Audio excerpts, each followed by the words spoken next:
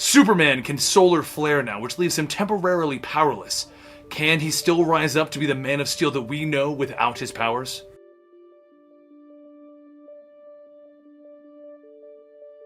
Welcome to the Complete Story Series, where we take trade paperbacks and single issues, and we break them down into digestible bites to help you understand. Then we read it dramatically back to you. All alterations to the panels, text, and images are to prevent copyright problems, and all art is owned by its respective companies.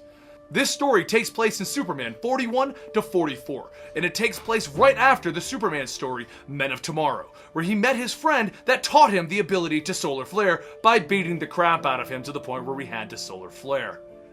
But now that he can solar flare and hit the peak of his power, what's gonna happen? Because it's slowing him down. A lot of you have been curious about Superman losing his powers. The arc is still ongoing, but it begins with Superman issue 41. That's Superman, right there, hitching a ride on an airplane. He's not flying and he's not jumping, but he does need to travel in a hurry. How the heck did we get to this? Jimmy Olsen and Clark Kent are sitting in the office late night while Clark is wrapping up on a story and Jimmy is planning out their nacho trip, when Clark gets an odd text. "Good evening, Mr. Kent."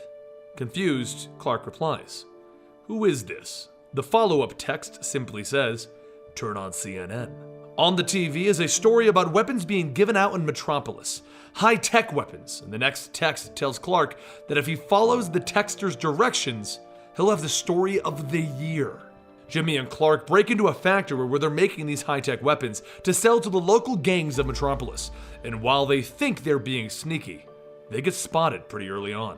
Clark tells Jimmy to run for it, and then he knocks the gun out of the thug's hands. Then as Jimmy runs and finds himself in a corner, Clark changes into Superman, and he crushes each of the guns and saves Jimmy. He then proceeds to tear apart the giant robot that they send after him, and he picks up Jimmy and he gets out of the factory. As they lift into the sky, the robot gets up for round 2, grabbing Superman. So Superman blasts it with his heat vision until he solar flares it! The strongest attack that he has, and it drains his powers ever so slightly. Clark and Jimmy then return to the Daily Planet, where Jimmy tells him to warn a guy when he solar flares, but Clark reassures him. The Justice League has helped him learn how to control the solar flare and put it into smaller bursts, so he doesn't lose all of his powers for very long. Lois Lane then walks over and asks why everything smells like Korean barbecue. Clark and Jimmy explained what happened and what they were doing, and they showed an image of everyone that was involved. And Lois Lane recognizes the man behind the high-tech weapons right away. It's the new senator. With a clink, they celebrate the story of the century, and everything seems to be going perfect. Except, who was it that text messaged Clark? The next day, he gets the follow-up. "Kudos, Mr. Kent. Job well done." So Clark asks, "Who are you?" The man replies, "A friend. And I have another request. A woman that is sick in the head and in need of your help. She has blue dreadlocks. Tell me who you are or stop contacting me. But I'm your biggest fan. I've even set up a fan page for you. Take a look." Clark clicks the link and sees a website with nothing but images of Clark Kent changing into Superman. This man knows his secret identity. "Can I call you?" "Don't worry, your secret is safe with me as long as you do what I say." So Clark walks over to Jimmy's office. "Jimmy, did you tell anyone about me?" "No, of course not." "You know how dangerous this could get if the wrong people find out. Think hard. Did you ever let it slip, Jimmy?" "No, Clark, come on, I'm your best friend." "Then it must be my fault. Ever since I've been flaring, I've gotten slower. Slower than the blink of an eye, or the snap of a camera." He then walks into the main offices of the Daily Planet and he finds a woman with blue dreadlocks talking to Lois. Her name is Condessa, and she wants to talk to the people that covered last night's story. And at that moment, the FBI arrived to arrest her. Clark hands the girl over to the police and then he sends a text back to the mystery man. "I did what you wanted, now leave me alone." "But Clark, we're just getting started." Since Clark hasn't gotten all of his powers back from flaring yet, he throws on a mask and he jumps onto the FBI agent's car where he smashes all of the agents and then grabs the girl jumping out of the car again. He then walks over to a different car that has Jimmy waiting for him, and inside he finds Lois followed them. As the FBI agents get behind them and they open fire, Jimmy pulls away. As they exit Metropolis, the girl explains everything. She used to work for Hordor. They are kind of like a tech company, but they find out people's secrets on the internet and they use them for leverage. But before she could give any more information, weird humanoid things arrive with swords for hands. They jump in ready to kill everyone, so Clark grabs 2 of them by their throats and he slams their head together, shattering them. He then punches through another one and rips the 4th one apart. The whole time, Lois Lane is looking on and wondering, what the heck is going on? After taking them all out, Condessa explains that they are like zombies, solidified shadows made by Hodor. But Lois doesn't care, and she drags Clark into the woods. Clark, you are obviously something else, and I need to stop ignoring the patterns. Ignoring what's right in front of my face. Clark, Superman's been getting sloppier, getting hurt, getting slower, and he's gotten so slow that I can track his appearances. Whenever I get a free moment, I look for a pattern.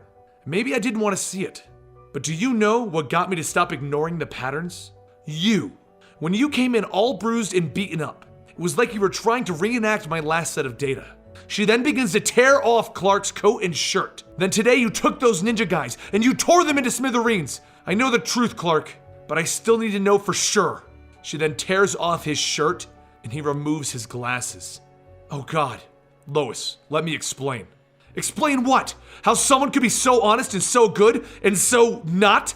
They argue as he explains that he wanted to be normal and that Jimmy knows and that Condessa knows since the tech organization knows, which leads to the next part of their plan. She worked with the leader of Hodor, the mad genius going by the name Hodor Root, and she knows where his headquarters is. So Superman decides that they're going to end all of this. Condessa gets them the masks that allows them to be read as coding when they walk around the Hodor campus. This way they can hide. And they slip in through the gates and make their way to the most magical of high-tech places in the world, where everyone works as a prisoner. As they walk through, the morning announcements begin, and they begin by saying that security has picked up something odd. Jimmy looks around and realizes that Condessa is gone, and the Hodor announcer says, there are 3 people who don't belong here. Superman grabs Lois and Jimmy and he super speeds them to a corner, and then he looks around for Condessa using his X-ray vision, and while he doesn't find her, he finds something a little bit more interesting, and he punches his way through the wall to go straight there. What Superman, Lois, and Jimmy find is all of the dirty, dark secrets people are trying to hide, and they find the footage of Clark changing into Superman. And that's when Hodor Root appears on a catwalk above them. After getting to know you over text, it's a pleasure to finally meet you in person, Clark. I'm forever indebted to my little Condessa for our introduction. The last few days have been kind of an extended job interview. I wanted to see if you'd be a good fit for the Hodor Horde. And I'm pleased to say, you are. But I'm only being polite, it's not like you have a choice. If you refuse, I'll broadcast your little secret to the world. Superman begins to tear his shirt off. Let's go! And he rockets into the nearby robots. He begins tearing them apart, and he warns Jimmy that he's about to tear this entire place apart. Jimmy knows what that means. That means that Superman is going to solar flare. So Jimmy and Lois begin to make a break for it, and as they're leaving, Jimmy sees Condessa, and he grabs her. It's your chance to make this up to us. While Lois goes to the top of the catwalk, where she cracks Hodor Root over the head, cracking his mask. Hodor Root turns around and smirks at her. This body is nothing more than a node to me, Miss Lane. One of many, and he begins to vanish. Meanwhile, Jimmy has Condessa get onto the announcement line, where he warns everyone in the Hodor Horde to run. Superman is going to take this whole place down. Everyone begins to run as Superman cuts loose, and he begins one of his largest solar flares ever. It's massive, and it begins to burn his own armor off of his body, but the entire structure begins to burn up as buses of people begin to leave the area. That's when someone walks over as he's solar flaring. Superman. Unable to move as he's bursting with sheer power, he turns around and asks, "Who are you?" But the mystery person just reaches out and grabs him, holding his solar flare, and then he walks away as Superman hits the ground unconscious. Jimmy and Lois begin to walk back in and grab Superman, and they pull him out of Ground Zero, and they bring him to the bus that Condessa is waiting at. He wakes up the next day in Lois's apartment, with her sleeping on top of the sheets. Lois goes to make him some food while Jimmy and Condessa explain that he burned off all of his clothes and only his cape survived. So after Lois brings him his food, he asks her to stab him with a fork. She does, and Superman realizes that his powers haven't returned. They should have, but they haven't. That's when Lois's phone begins to take on a life of its own as Hodor Root takes it over. Hello, Superman. You really did hurt us a lot. The data you destroyed will take us years to recover. Luckily, I keep backups of all the really critical stuff in easy reach.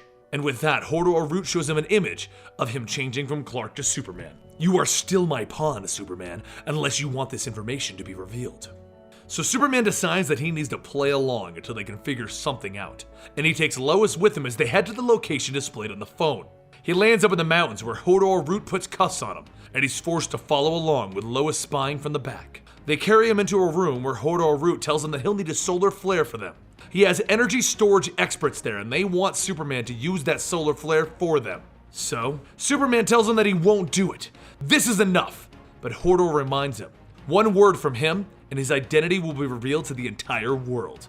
So without any other option, Superman's solar flares harder and harder, and the energy storage individuals begin sucking up his power. But Lois runs over and she begins to shout to him, Superman, I did it! Don't listen to them! I told the world who you are! I told everyone that you are Superman, Clark. The entire world now knows his secret, and it's no longer something that Hodor can hold over his head. So Superman crushes the chair that he's sitting in, and he begins to tear through the robots one at a time until he reaches Lois. You had no right to reveal my identity. I would have figured this out over time, Superman tells her as they begin running, and she turns to him. We'll deal with this together. Don't you understand what you did? I'm one person, but you've risked the lives of dozens of people. You would have done the same for me, she shouts back at him, and he turns away from her and jumps off into the night to avoid the military that are getting closer to him. He makes his way back to Metropolis, but the first thing that happens is a gang attacks Clark Kent because they know his true identity. And when the police help him get rid of the villains, they then tell him that they need to bring him in. There's now a warrant for Clark Kent's arrest. He vanishes into the night, Batman style. But the disaster that is his identity being revealed isn't resolved, as Livewire grabs a random associate of Clark Kent's and holds him hostage to get Superman's attention. Superman arrives ready to defend his friend, but his fight is going to be a bit rougher as he's down his powers since he just solar flared. He takes out Livewire easily and he gets his friend away. But that's when she shows Superman that she had help, and multiple villains jump in to take out Clarky as they keep calling him. He beats them all into submission, telling them that he hates being called Clarky. And then he grabs Killer Croc and he demands to know where the rest of the hostages are. Down the hall, Mr. Kent. He opens the door to see the entire news staff is hostage here, and that's when somebody else comes up from behind him. Clark Kent, do you remember me? I used to work in the mailroom and brought you mail every day. That is until 2 months ago when a villain threw a subway car halfway across the city and everyone on board was killed, including my wife. I was a wreck because the whole event seemed random until I found out that you are Superman. It wasn't random. I was hurt because I was connected to you. And then he begins to fire guns into Superman's chest until Superman grabs his arms and he breaks the guns. He then turns to the reporters telling them that it's time to go. But the masked man gets back up and fires a shot into Perry's chest. Superman gets Perry to the hospital where he makes a full recovery. But when Superman walked in to see Perry, Perry slapped his glasses off his face and told him that he was dismissed for making the Daily Planet a bunch of fools. So Superman went to the roof of a building in his full uniform to make a formal announcement. Good evening. I'm going to keep this short. I've made a lot of enemies in my years as Superman.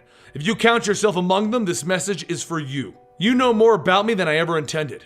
You know who I care about and who I love. So I'm warning you, stay away from my friends. Whatever harm you do to them, I will revisit upon you 1,000-fold. He then leaves into a random hotel where he decided it's time for a change, beginning with a haircut. But this journey is just beginning for our Man of Steel. And that is the beginning of the story arc in which Superman loses his powers and his uniform. There's a lot more to it and we will be covering more parts to it, but this was from 41 to 45. I hope you enjoyed it and let me know by giving this video a like. I know a lot of you guys have wanted Superman storylines, so this is your chance to tell us you want more. I'm Benny for Comicstorian and I'll see you next time right here.